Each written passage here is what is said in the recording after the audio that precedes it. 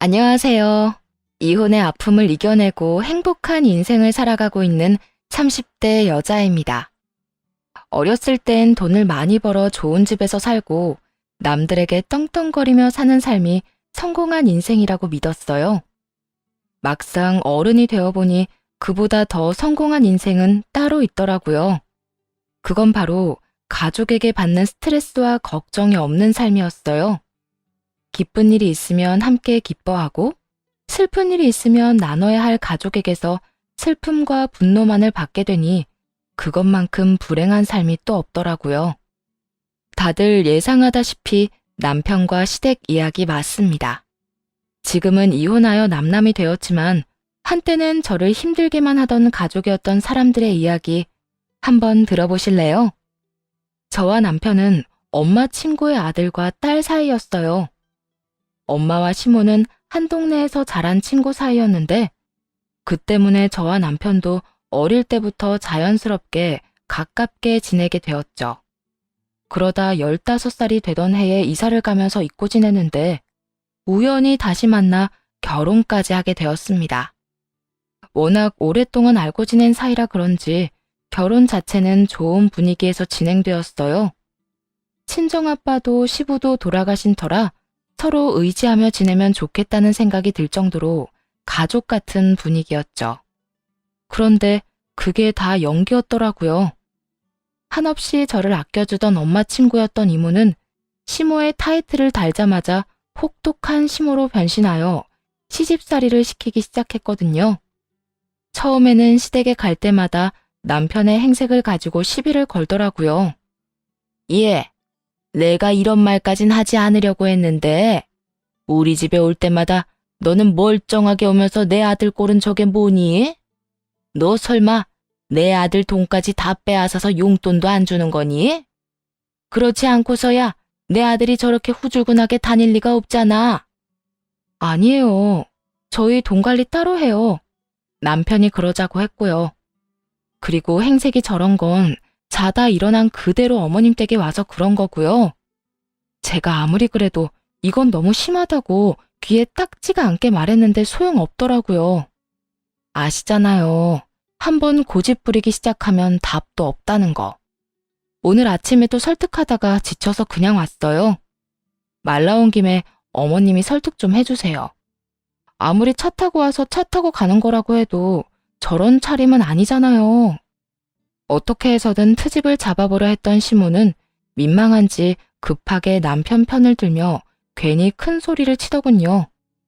뭐, 다시 보니 편해 보이고 좋긴 하구나. 너 별거 아닌 걸로 우리 아들 뭐라고 하지 말거라. 알겠어? 내가 어떻게 키운 아들인지 잘 알지? 쥐면 깨지랴 불면 날아가랴 조심 또 조심. 아주 소중하게 키운 내 아들이란 이 말이야. 어릴 때 남편이 말을 안 듣는다고 동네 한가운데서 엉덩이를 눈물 쏙 빠지게 때리던 시모의 모습이 아직도 머릿속에 생생하게 남아있는데 어찌나 귀하게 키운 척을 하는지 어이가 없더군요. 하지만 어쩌겠어요. 그렇다고 하면 그런 줄 알고 그 장단에 맞춰줄 수밖에요. 물론 할 말은 다 하면서 말이에요. 그래도 갑자기 변해버린 시모의 태도에 스트레스가 쌓이는 건 어쩔 수가 없더라고요. 갖은 트집은 다 잡아대니 그 스트레스는 말도 못할 정도였죠. 무엇보다 딱히 잘못한 것도 없는 듯한데 저렇게 못살게 구니 그 이유가 궁금하기도 했습니다.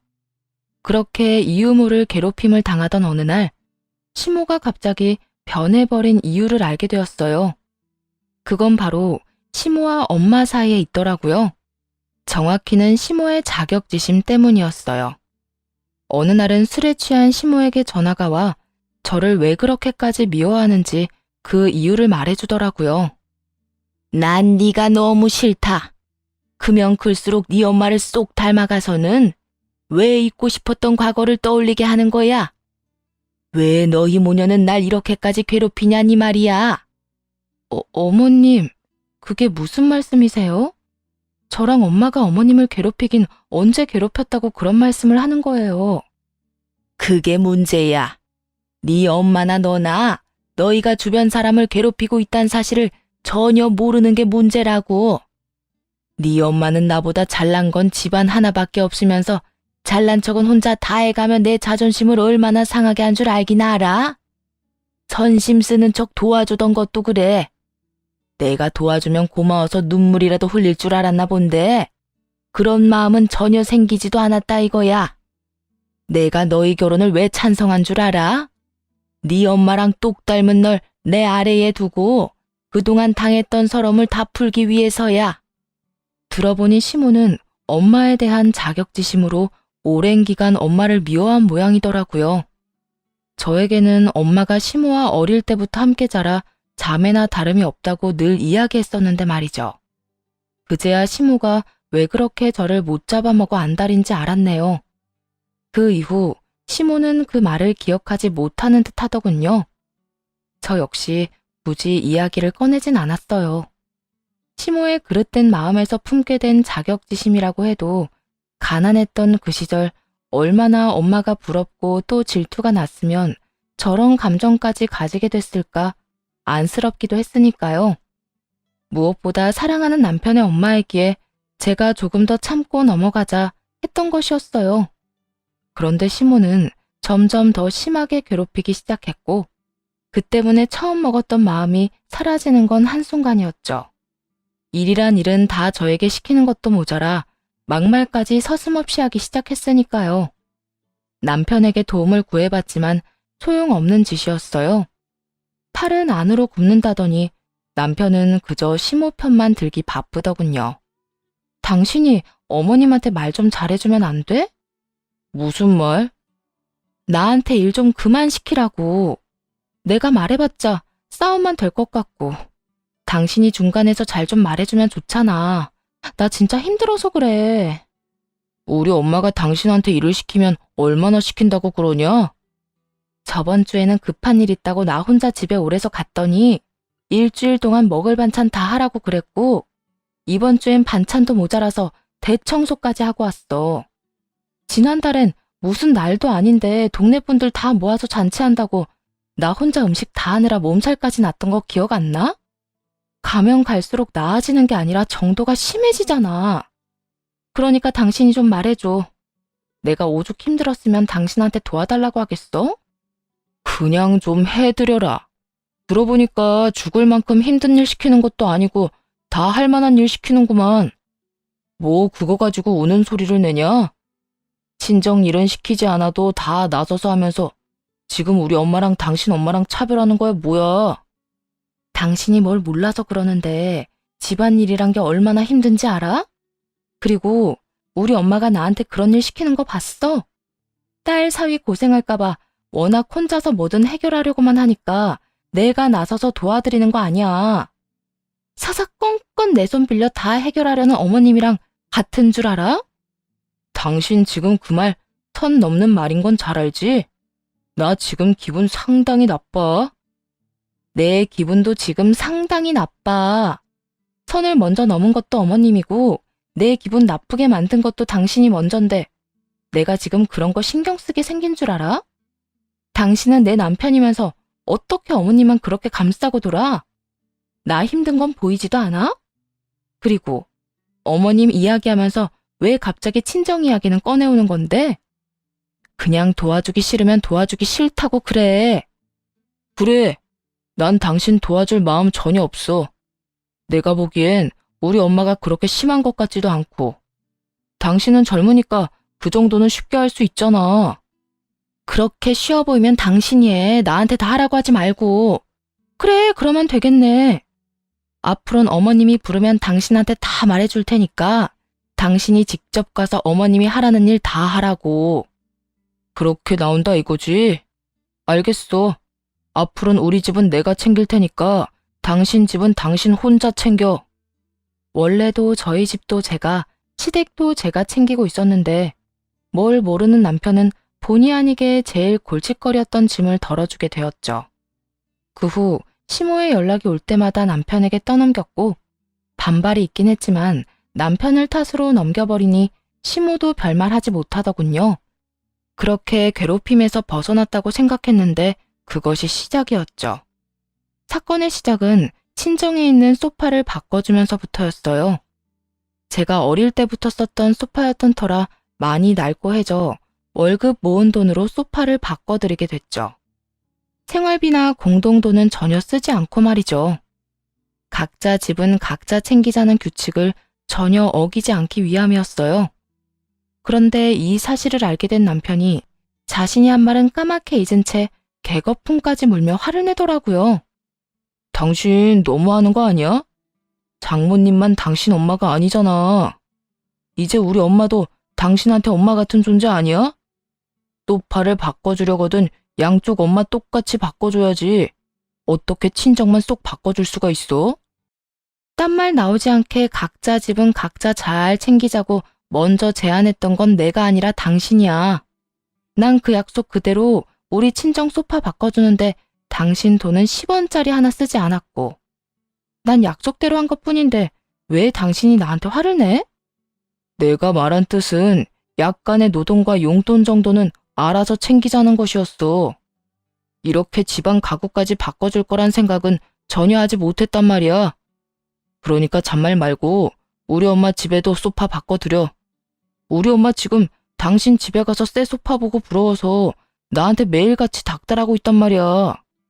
그건 당신 사정이고 애초에 그 말 꺼낸 사람은 당신이니까 그렇게 소파가 사드리고 싶으면 당신도 나처럼 돈 모아서 사드려. 나도 1년 꼬박 모아서 사드린 거니까. 당신 진짜 이렇게 치사하게 나올 거야? 먼저 치사하게 나온 사람이 누군데 이래. 그러게 그딴 제안을 하래? 자기 화에 못 이겨서 그딴 말까지 뱉었으면 지키기라도 잘 지켜. 뱉은 말이 있긴 하니 남편도 더는 화를 내진 못했습니다. 그 대신 대책도 없이 카드로 시댁에 똑같은 소파를 사주더라고요. 좁은 집에 그 큰 소파가 들어가니 집이 소파를 모시고 사는 우스꽝스러운 꼴이 되었는데도 좋다고 웃는 꼴이 참 한심하더군요. 봤지? 나도 그 정도 능력은 된다 이거야. 아, 답답하다 답답해. 당신 카드 할부로 샀다고 해도 그게 다 빚인 거 몰라? 그 돈을 어떻게 갚으려고 그래? 그렇지 않아도 매번 돈 모자란다고 나한테 5만 원, 10만 원씩 받아가면서. 내가 다 알아서 할 거니까 당신은 신경 쓰지 마. 50만 원, 100만 원씩 주는 것도 아니면서 생색내기는. 생색내는 게 아니라 걱정되어서 하는 말이잖아. 그렇게 걱정이 됐으면 당신이 소파 바꿔줬으면 됐잖아. 어쨌든 이미 결제는 했고 엄마도 좋아하니까 더는 군말하지 마. 나 지금 기분 엄청 좋거든. 당신 때문에 이 기분 망치기 싫어. 그거 아세요? 내 남편이 이렇게 한심하고 철딱서니가 없는 인간인데다 대화가 통하지 않는 인간이란 걸 깨닫고 나면 더는 설득하고 싶지도 잔소리하고 싶지도 않아진다는 거. 제가 딱 그렇더군요. 더는 뭐가 옳고 그른 것인지 설명하고 싶지도 않았고 통하지 않는 대화를 이어나가고 싶지도 않더라고요. 그렇게 부부 사이의 대화가 줄어가는 사이 남편은 고삐 풀린 망아지처럼 시모가 조금만 우는 소리를 하면 뭐든 다 해주는 호구가 되었습니다. 카드 한도 끝까지 쓴 것은 물론이고 대출까지 내어 시모의 사치를 도와줬는지 어느 순간부턴 생활비조차 주지 않더라고요. 결국 그 문제가 또 싸움이 되었고요. 당신 생활비 왜 입금 안 해? 한두 달이야 힘든가 보다 하고 넘어갔지만 석 달째 말도 없이 생활비 안 주는 건 못 참아. 없는 걸 어떻게 해. 카드값에 이것저것 내고 나면 쓸 돈도 없어. 당신은 내가 생활비 내다가 신용불량자라도 되길 바래? 그러게 누가 대책도 없이 어머님 해달라는 거 다 해주라고 했어? 결혼한 사람이 효자 노릇하겠다고 가정엔 최소한의 도리도 안 하겠다는 게 말이나 된다고 생각하냐고. 아 몰라. 난 돈 없으니까 알아서 해. 그렇게 닥달해도 돈 안 나와. 빚 때문에 생활비 한 푼 못 내놓는 주제에 당당하기는 어찌나 당당한지 기가 다 막히더라고요. 화가 난 저는 그날 이후 남편이 집에서 밥 한 톨 못 먹게 했네요. 남편은 밥을 차려주지 않으면 혼자 챙겨 먹을 리 없는 게으른 인간이었고 돈이 없으니 밖에서 사 먹지도 못해 그저 쫄쫄 굶는 신세가 되어버렸던 것입니다. 상황이 그렇게 되니 남편은 시모에게 이런 사실을 알렸고 화가 난 시모가 집으로 찾아와 난동을 부리기 시작했죠. 너 제정신이니? 어떻게 남편을 굶길 수가 있어? 네가 그러고도 결혼한 주부라고 할 수 있는 게야? 주부니까 이러는 거예요. 남편이 생활비를 3달째 주지 않고 있는데 무슨 돈으로 생활을 하며 무슨 돈으로 밥상을 차리겠어요? 그게 무슨 소리야? 잘난 우리 아들이 생활비를 안 주다니. 어디서 그런 말도 안 되는 거짓말을 하는 게야? 아, 그 와중에 어머님께는 아무 말도 안 한 모양이네요. 어머님 그 잘난 아들, 어머님이 우는 소리만 하면 뭐든 다 사주는 바람에 지금 신용불량자 되게 생겼대요. 그래서 생활비도 못 주고 있는 거고요. 이제 속이 시원하세요? 아들한테 이거 사달라 저거 사달라 사치 부리다가 그 아들이 신용불량자 되게 생기니까 속이 시원하시냐고요. 하여튼 전 앞으로도 생활비 한 푼 못 주는 남편한텐 밥상 차려줄 생각 없으니까 아들 굶겨 죽일 거 아니면 아들한테 돈 좀 그만 뜯어내시라고요.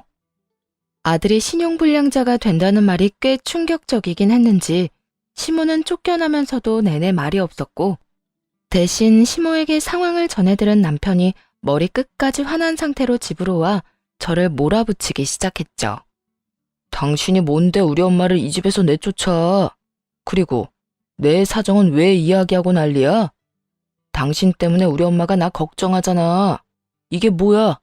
돈은 돈대로 쓰고 걱정거리만 안겨주고 말이야. 상황이 이렇게 됐으면 당연히 걱정 정도는 해야지.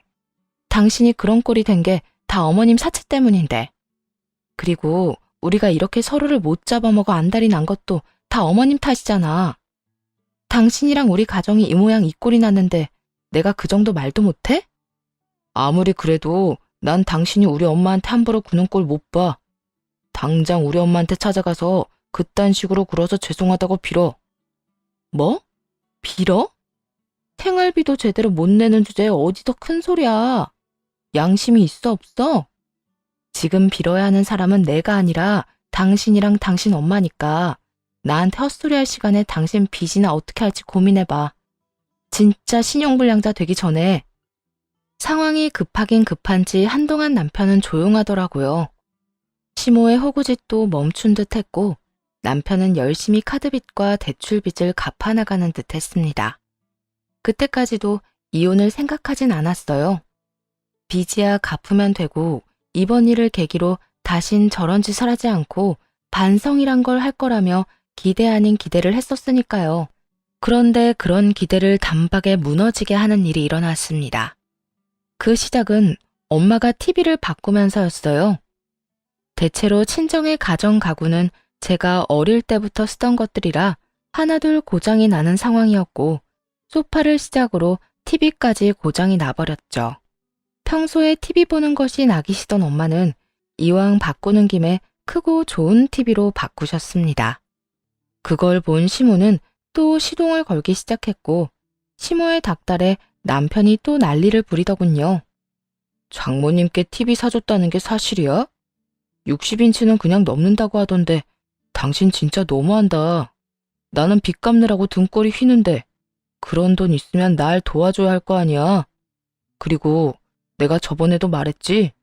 당신 엄마만 챙기지 말고 우리 엄마도 똑같이 챙겨주라고 했었잖아. 당신이 신불자가 됐든 말든 각자 집은 각자 챙기기로 한 약속은 변함없거든? 그리고 난 TV 바꿔준 적도 없어. 그 TV는 엄마 돈으로 엄마가 산 거라고. 이젠 거짓말까지 하냐? 장모님처럼 검소한 사람이 그렇게 큰 TV를 샀다는 걸 누가 믿어? 못 믿겠으면 우리 엄마한테 직접 물어보든가. 하여튼 난 사준 적도 없으니까 그런 줄 알고 생떼 그만 부려. 생떼라고 했냐? 당신이 제대로 된 생떼를 본 적이 없는 모양인데 이제부터 제대로 보여줄게. 우리 엄마 TV 사줘. 사달라고. 장모님이랑 똑같은 TV 사달라고. 살면서 머리가 지끈한 경험은 그때가 처음이었어요. 아들도 아니고 남편이 떼를 부리며 되지도 않은 요구를 하는데 엉덩이를 있는 힘껏 차주고 싶은 심정이었습니다. 시모는 한술 더 떠 난리더군요. 날마다 전화를 해서 TV 타령을 하는 것도 모자라 전화를 받지 않으니 계속 문자를 보내 사람을 귀찮게 했죠. 그러거나 말거나 다시금 두 사람에게 절대 안 된다고 못을 박았지만요. 제가 뭐라고 하든 앵무새처럼 같은 말만 반복하던 두 사람은 웬일인지 순순히 포기한 듯 했어요. 그런데 그건 착각이었죠. 집으로 돌아가니 TV가 사라지고 없었으니 말이에요. 여보, TV 어디 갔어? 설마, 아니지? 아니긴 뭐가 아냐. 당신이 안 사준다고 해서 그냥 우리 집 TV 엄마네 줘버렸어. 어차피 우린 TV도 잘 안 보는데 잘 보는 집에 주면 서로 이득이잖아. 우린 돈도 아끼고 공간만 차지하던 물건 사라져서 좋고 엄마는 큰 TV 생겨서 좋고 말이야. 이런 걸 보고 일석이조라고 하는 건가? 만족스럽다는 듯 웃는 남편을 보며 그때서야 혼란스러웠던 마음이 정리가 되더라고요. 이 남자는 답이 없다고 말입니다.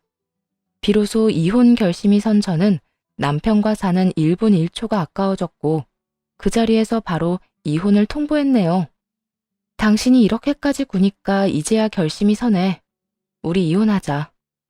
뭐? 난 시댁이라면 정신 못 차리고 집안 살림까지 가져다 바치는 남자랑 더는 살고 싶지 않아. 그러니까 효도를 하려거든 나한테 피해주지 말고 혼자 해. 나랑 깔끔하게 이혼하고 말이야. 당신이 그런 식으로 나오면 내가 겁이라도 먹을 줄 아나 본데 나 겁 하나도 안 나거든. 이혼하면 남자보다 여자가 더 손해인 거 몰라? 그래, 이혼하자. 나도 당신 같은 여자 질리던 참이었어. 그래? 잘 됐네. 이왕 말 나온 김에 당장 짐 싸서 나가. 당신도 잘 알고는 있지? 이 집, 우리 집에서 해준 내 집이라는 거. 그래, 더럽고 치사해서 나간다 나가. 그렇게 남편은 짐을 싸 집을 나가버렸고 바로 다음날 시모에게서 연락이 와 식당으로 부르더군요. 할 말이 있다면서 말이죠. 생각 없는 남편을 대신해 더 생각이 없는 시모가 나서 단판을 지으려는 줄 알고 식당으로 갔더니 글쎄 그곳엔 시모와 엄마를 포함해 친구분들이 다 모여 있더라고요. 그것도 기가 막힌데 시모는 당당한 태도로 이렇게 말하더군요. 우리 아들이 너랑 이혼한다고 어젯밤에 우리 집에 왔더구나. 너도 잘 알지? 이혼은 남자보다 여자한테 더 흠이 된다는 거. 내가 우리 아들한테 이혼만은 다시 잘 생각해보라고 할 테니까 지금 여기서 무릎 꿇고 싹싹 빌거라. 그러니까 할 말이 있다고 했던 게 친한 친구들뿐만 아니라 우리 엄마까지 불러서 제 무릎을 꿇리겠다는 거였네요. 그래, 그거 말고 내가 너랑 다른 볼 일이 있을 거라고 생각했니? 설마 내가 네 편이라도 들어줄 거라 생각했어? 그런 생각했다면 그건 네 착각이다. 난 전적으로 네가 다 잘못했다고 생각하는 사람이야. 내 아들이 나한테 효도 좀 하겠다는데 네가 뭔데 간섭질이야? 그리고 그까짓 돈 있다가도 없고 없다가도 있는 건데 그런 걸로 째째하게 굴기는. 하여튼 지금이라도 손이 발이 되게 싹싹 빌면 특별히 내가 나서 주마. 친정엄마와 제 망신을 제대로 주고 싶은 시모의 마음을 알지 못하는 건 아니었지만 잘못돼도 한참은 잘못된 계획이 아닌가요? 애초에 이혼을 바라고 또 바라는 사람이 저인데 이딴 방법을 쓰다니요. 거기에다 엄마의 화까지 돋우게 되었으니 저보다는 시모가 큰일 난 상황이었습니다. 그럴 필요 없이 그냥 깔끔하게 이혼할게요. 아줌마 아들이 무슨 말을 어떻게 했는지는 잘 모르겠는데 그 이혼 제가 먼저 하자고 했고 집에서 쫓아낸 것도 저였어요. 뭐라고? 내 아들 말론 네가 계속 잔소리하는 게 짜증나서 이혼하자고 하고 나왔다고 했는데 그걸 다 믿었어요? 아줌마는 아줌마 아들을 아직 잘 모르나 본데 그 인간은 내가 쫓아내기 전까진 제 옆에서 어떻게 해서든 버틸 인간이라고요. 그 꼴이 보기 싫어서 내가 쫓아냈고요. 남편의 말만 믿고 이딴 일까지 벌인 시모는 당황하며 눈치만 살피기 바빴고 엄마는 그럴 줄 알았다는 듯 콧방귀를 끼며 상황을 정리하기 시작했습니다. 자, 그러면 이혼할 때 하더라도 계산은 정확히 해야 하지 않겠어? 계산이라니. 무슨 계산? 뭘 모른 척하고 그래. 미호가, 너 나한테 빌린 돈 있잖아. 1,000만 원. 애들 결혼하던 해에 돈 없어서 아들한테 너무 미안하다고 나한테 빌린 1,000만 원. 지금까지 한 푼도 안 갚은 거 알고는 있지? 이때까지야 한 가족이라고 생각했으니까 돌려받을 생각도 안 했는데 이젠 가족도 아닌데 받아야 하지 않겠어? 나라고 땅을 파서 돈이 마구잡이로 나오는 것도 아닌데. 돈 이야기가 나오자 시모는 전혀 예상도 못했다는 반응을 보이더라고요. 당당한 표정도 온데간데 없이 사라졌고요. 갑자기 그런 큰 돈이 어딨어? 아직 놀라긴 이르다 친구야. 네 아들도 나한테 돈 빌려갔어. 2,000만 원. 카드값이랑 대출 낸 이자도 못 갚고 있다고 계속 우는 소리를 하길래 내 딸 고생시키지 말라고 빌려줬더니 그 은혜를 이딴 식으로 갚아? 한 푼도 빼지 않고 다 받아낼 테니까 그런 줄 알아. 뒤늦게 한 사실인데 남편은 저 몰래 진 빚이 더 있었고 그 빚이 감당이 안 되니 엄마에게까지 돈을 빌렸다고 하더군요. 물론 그 빚도 시모의 병원비, 생활비, 용돈에 사치비까지 감당하느라 생긴 것이었고요. 시모는 형편은 되지도 않으면서 그 지독한 자격지심 때문에 엄마가 사는 건 모조리 다 아들에게 요구해 가졌던 모양이었죠. 대단하지 않나요? 저에게 돈 한 푼 쓰지 않아 놓고선 제 핑계를 대며 돈까지 받아간 남편 놈이 말이에요. 집안에 사기꾼을 두고도 몰랐구나 하는 참담한 기분이 들었죠. 가만히 고개만 숙이고 있던 시모는 도저히 해결책이 보이지 않았는지 저에게 꿇으라던 무릎을 본인이 꿇고 엄마에게 빌기 시작하더군요. 정인아, 그러지 말고 다시 한번 생각해주면 안 될까? 우리가 1, 2년 친구도 아니고 어릴 때부터 친구잖아. 친구 좋다는 게 뭐야? 어릴 때 실수 한 번쯤은 눈 감아주고 넘어가는 게 진정한 친구 아니겠어? 그렇게 소중한 친구 딸한테 이렇게 많은 사람을 불러놓고 무릎까지 꿇으라고 했니? 적어도 친구였다면 나한테 먼저 이 문제에 대해서 상의했어야지. 이딴 식으로 내 딸하고 날 망신 줄 생각 따위 하지 말고 말이야. 내가 다 잘못했어. 진심이야. 내가 다른 사람도 아닌 너랑 네 딸한테 그런 식으로 굴면 안 되는 거였는데. 넌 여전하구나. 무슨 일만 터지면 눈물부터 흘리는 거. 그리고 내 마음 약하게 만들어서 네 마음대로 다 휘두르려고 하는 거. 그런데 어떻게 하니? 네 말대로 우리가 1, 2년 친구도 아니고 이젠 그 눈물도 지긋지긋하다 얘. 앞으로 다신 보는 일 없도록 하자. 우리 수십 년 된 우정도 여기서 끝이란 말이야. 시모는 회심의 눈물 공격이 먹히지 않자 이번엔 저를 붙잡고 늘어지기 시작했습니다. 아가야, 그동안 내가 널 많이 오해하고 못살게 굴었던 거 다 사과하마. 난 내 아들이 그렇게나 생각 없이 돈을 흥청망청 쓰고 있었단 건 정말 몰랐단다.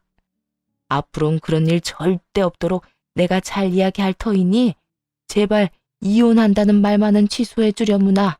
응? 이제 와서 이런다고 달라지는 거 하나도 없어요, 아줌마. 너 아까부터 나한테 아줌마 아줌마 그러는데 그 호칭은 너무한다고 생각하지 않니? 아직 이혼한 것도 아니고 내가 이렇게까지 용서를 구하는데 그렇게까지 할 필요는 없잖아. 이미 전 그딴 인간이랑 이혼하기로 마음 먹었고 쉽게 먹은 마음이 아니라서 되돌릴 순 없는 상황인 것 같네요. 그러니 지금은 어머님이란 호칭보단 아줌마라는 호칭이 더 맞지 않나요? 전 이렇게 결심이 굳었으니 더는 이딴 식으로 구질구질하게 굴지 말고 엄마한테 빌린 돈이나 잘 갚도록 하세요. 아줌마도 잘 알겠지만 우리 엄마가 아끼는 사람한텐 한없이 관대해도 그렇지 않은 사람한텐 한없이 냉정하거든요. 지금 와서 그런 큰 돈을 당장 어디에서 구하니? 너도 알다시피 우리 아들 빚이 다 해결된 것도 아니고 아직 빚도 많이 남은 상태야.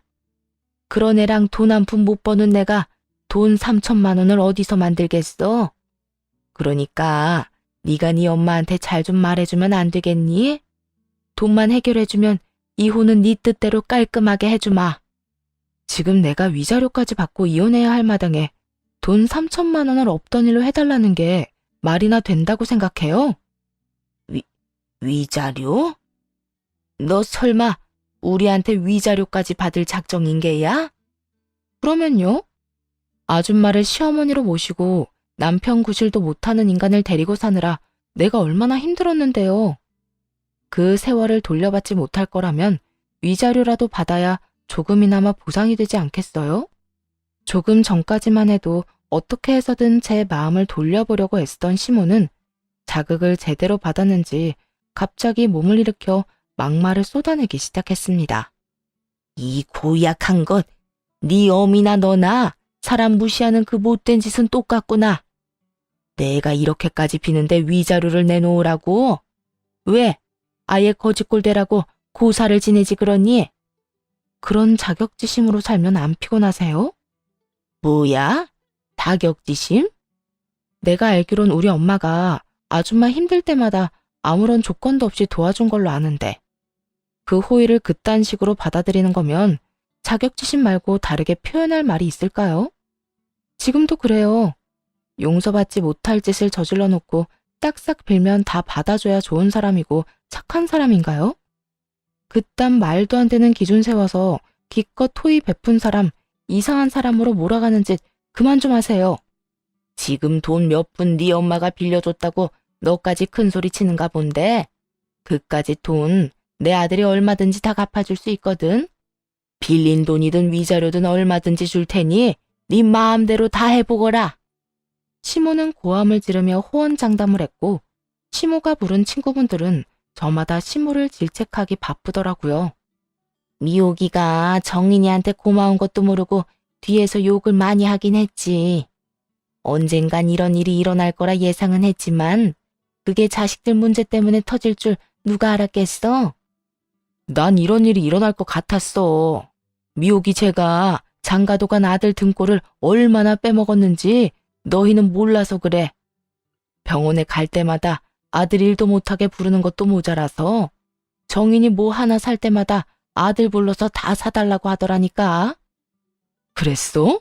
그랬으면서 미옥이 딸한테 시집살이까지 시켰던 거야?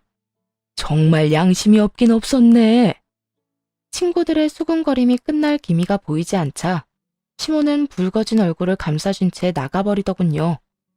그 후 이혼 준비는 차곡차곡 빈틈없이 잘 준비되고 있었고 이혼할 그날만 기다리고 있는데 남편이 회사 앞으로 찾아와 이혼만은 못한다며 난동을 피우더라고요. 말이야 이혼은 못한다였지만 그 숨은 뜻은 죽었다 깨어나도 그 돈은 없다는 거였습니다. 우리 엄마한테 이야기 다 들었어. 이혼 의지가 확고하다고 하던데. 우리한텐 이혼 사유가 전혀 없는데 이혼은 무슨 이혼이야? 홧김에 서로 심한 말 주고받은 걸로 상황 악화시키지 말고 이혼 마음 접어. 이혼 사유가 없긴 왜 없어? 네가 나하고 결혼한 뒤에 저지른 모든 짓이 다 이혼 사유가 되는데. 그러니까 남의 회사 앞에서 난동 그만 피우고 얼른 꺼져. 내가 뭘 어쨌다고 이래 진짜. 날 낳아주고 힘들게 키워준 부모님한테 효도하는 건 자식으로서 당연한 도리 아니야? 그 도리를 다한 것 가지고 이혼한다고 남들이 비웃어. 알아? 당신이 한 짓을 도리라고 하면 다른 사람들이 손가락질은 하겠네. 당신은 그게 문제야.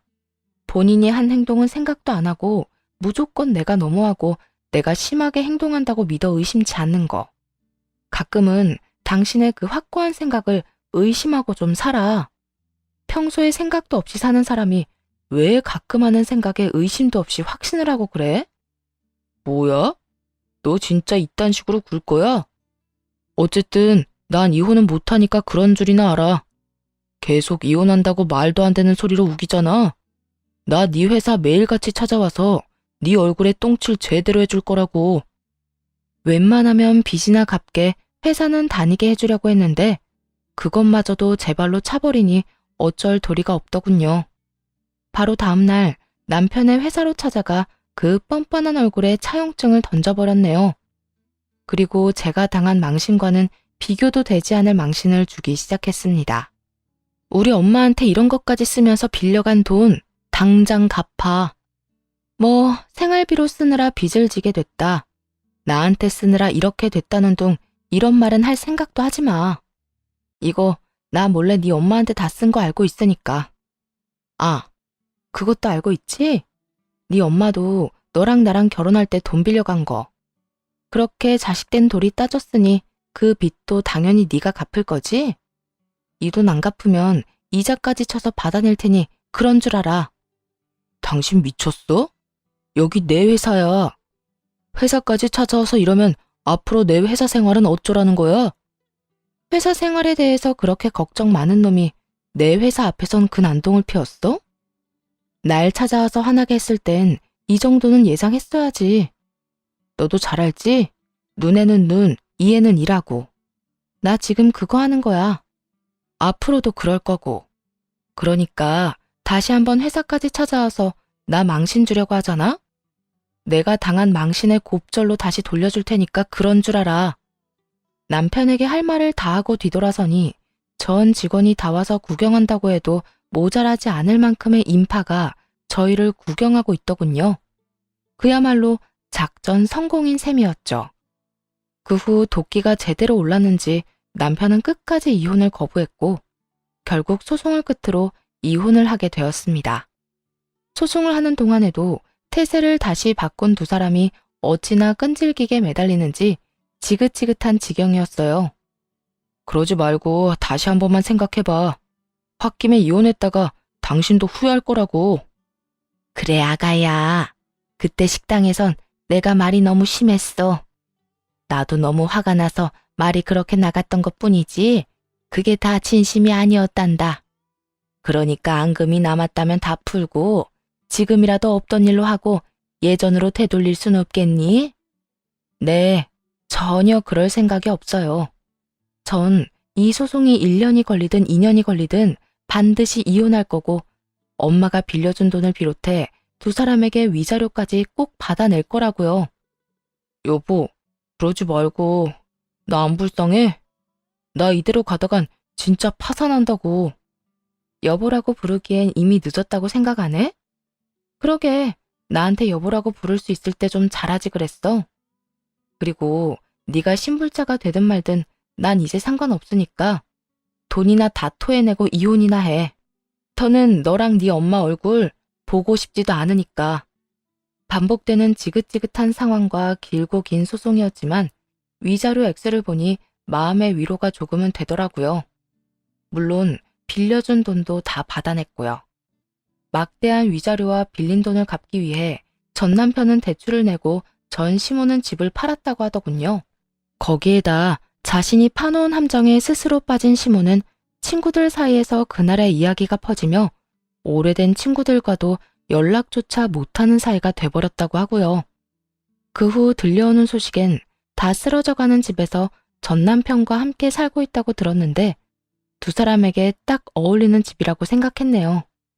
제 망신을 주려다 되려 망신살이 뻗쳐 회사까지 그만두게 된 전 남편과 전 남편의 등골을 신나게 빼먹던 전 시모의 마지막에 이보다 더 어울리는 배경은 없을 테니까요. 참 한심하지 않나요? 갚아야 할 빚이 산더미일 텐데 그까지 체면이 뭐라고 회사까지 그만둔 걸 보면요. 하긴 그딴 놈이니 이혼이나 당하고 다른 사람도 아닌 자기 엄마한테 호구 잡혀 사는 거겠죠. 꼴에 배부른 짓거리 한 것도 모르고 말입니다.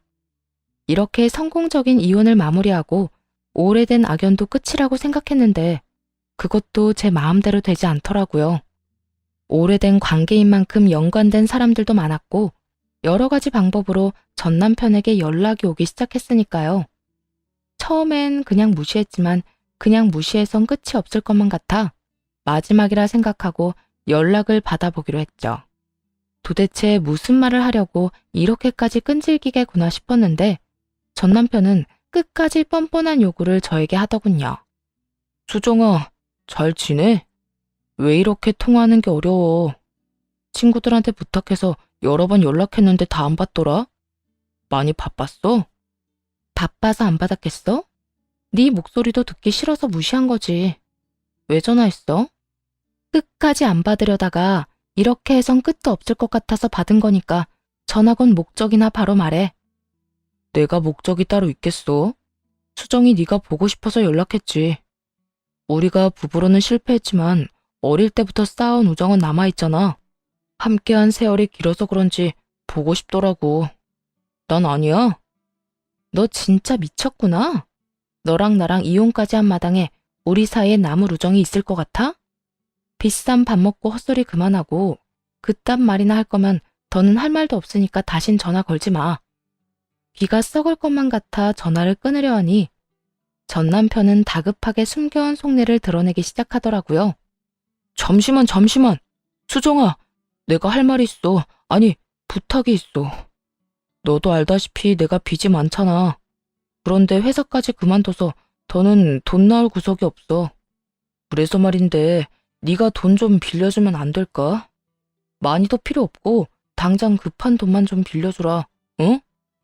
네 말대로 우리가 이혼하고 그 과정에서 정은 남아있지 않더라도 함께한 세월이 있잖아. 그 시간들을 생각해서라도 급한 빚만 좀 막아주면 안 될까? 넌 진짜 나랑 살던 그때부터 지금까지 한결같이 뻔뻔하구나. 내가 그렇게 돈 아껴 쓰라고 할 때는 알아서 한다고 큰소리 치더니 이제 와서 뭐? 도와달라고? 신용불량자 되는 것만 막아달라고? 제발 한 번이라도 입장이란 걸 바꿔서 생각 좀 해. 네가 나라면 그 돈을 해줄 것 같아? 당연하지. 나라면 그 돈을 빌려주는 게 아니라 그냥 줬을 거야. 나한텐 당신이 그만큼 소중하니까. 전시모도 믿지 않을 거짓말을 조금의 망설임도 없이 해대는데 이런 뻔뻔한 인간이 또 없다는 생각이 들었네요. 그 순간 이놈이 남편이 아닌 전 남편이란 사실이 마치 축복처럼 느껴지더군요. 그때 그 결정을 하지 않았다면 지금쯤 이 정신 나간 뻔뻔한 놈 때문에 여전히 지옥길을 걷고 있었을 테니까요. 이처럼 파렴치하고도 뻔뻔한 놈과 결판을 짓기로 결심했습니다. 다신 저에게 연락 따위 할 생각도 못하게 말이죠. 그렇게 내가 소중하단 인간이 이혼하자고 하니까 바로 짐 챙겨서 네 엄마 집으로 갔냐? 거짓말을 하려거든 진정성 있게 거짓말을 해. 어디서 그 되지도 않을 거짓말로 날 우롱하려고 들어? 거짓말이라니. 난 진심이라니까. 내가 당신한테 어떤 이미지인지 나도 잘 아는데 이번만큼 날 좀 믿어. 이번만큼은 난 널 못 믿으니까 진심 타령은 네 엄마 붙잡거나 하고 나한테 다신 그딴 말도 하지 마. 넌 친구도 없어? 나한테 연락 닿게 해달라고 부탁한 친구한테 돈이나 빌리지. 이게 뭐야? 이혼한 전 부인한테 돈 빌리는 거 자존심도 안 상하니? 걔들도 돈이 없다고 하니까 그렇지. 내가 오죽하면 너한테 돈을 빌려달라고 하겠어? 좋은 소리 못 들을 거 뻔히 아는데도 수정이 너밖에 답이 없는 걸 어떡해. 난 정답이 아니라 오답이니까 다른 데서 알아봐. 그러지 말고 다신 연락도 안 할 테니까 대신 돈이라도 좀 빌려줘. 부탁이야. 싫다고 했잖아. 지나가는 똥개한테 말해도 이것보단 잘 알아듣겠네. 어차피 답은 정해져 있고 돈도 못 빌리는데 욕만 더 먹고 싶은 게 아니라면 더는 구질구질하게 굴지 말고 전화 끊어. 다신 나한테 연락도 하지 말고 말이야. 뻔뻔하게 구는 것도 모자라 구질구질하기까지 하던 전 남편과 연락은 그것이 마지막이었습니다. 혹시 몰라 친구들에게 문자를 돌려 그런 부탁 들어주지 말라고 미리 언지를 주기도 했고 모르는 번호는 죄다 차단을 해버리거나 무시를 해버렸으니 연락이 닿을 길이 없었죠.